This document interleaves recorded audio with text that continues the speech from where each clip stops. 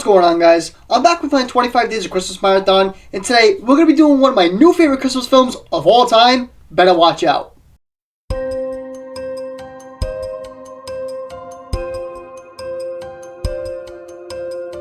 To preface this video, this is a 99% spoiler-free channel, but with a film like this, you can't really help but inevitably spoiling at least some of it, so if you haven't watched it yet, stop this review, go watch it now, then come back.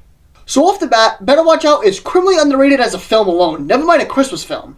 Generally, it's not really first of its kind, but it's certainly original for what it is and how it brews into things. For starters, although this is a Christmas horror film, it still has a great Christmas feel and ambiance to it, with the holiday decorations, the bright colors, and the musical score, but what's underneath the surface with the horror aspects definitely shine just as bright as the Christmas lights, where I thought the tones were well balanced in that aspect. I guess you can argue that you've seen a similar style of Christmas horror film before, but I thought Better Watch Out did a great job going against that simple and familiar formula while building up into the twist that absolutely comes out of nowhere and glues you to the screen up until the closing credits roll. What's great about the story is how it plays off of each conflict. You obviously have your main issue, but the film does such a great job breaking it down into sub-conflicts, if that makes sense, where everything just piles up and keeps unraveling into this wonderful overall conflict. When you think the film is going to the first thing it can go, it keeps giving.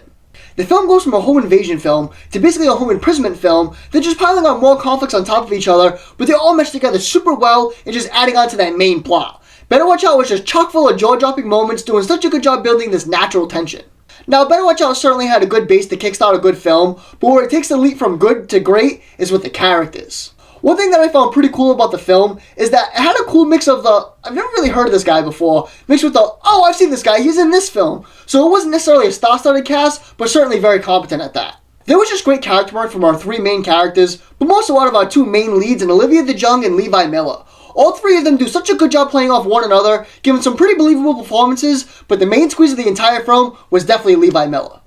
He gives such a charismatic performance, almost playing two different characters in a way where, respectfully, for his age, it's almost comparable to James McAvoy's work in Split.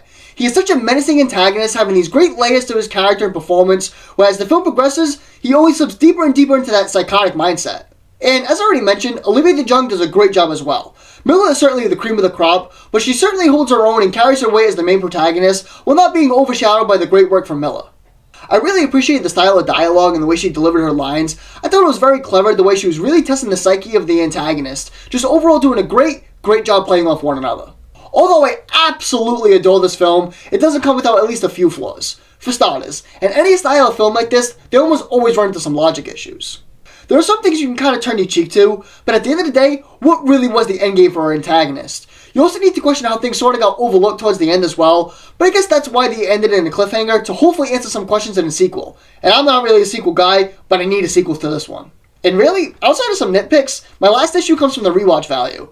This is one of those that surely will never get old, but after a couple watches, the value can certainly diminish a bit after knowing all the tricks and turns that it takes. Overall, like I said, outside of some logic issues and maybe some blandness with the script, Better Watch Out is a grand frickin' slam. I'd encourage everyone to watch this at least once, because this one absolutely floored me when I first saw it. Better Watch Out gets a 7 out of 10 from me. Let me know what you think of Better Watch Out in the comments below, and let me know what film you'd like to see me review next. See you guys in the next one.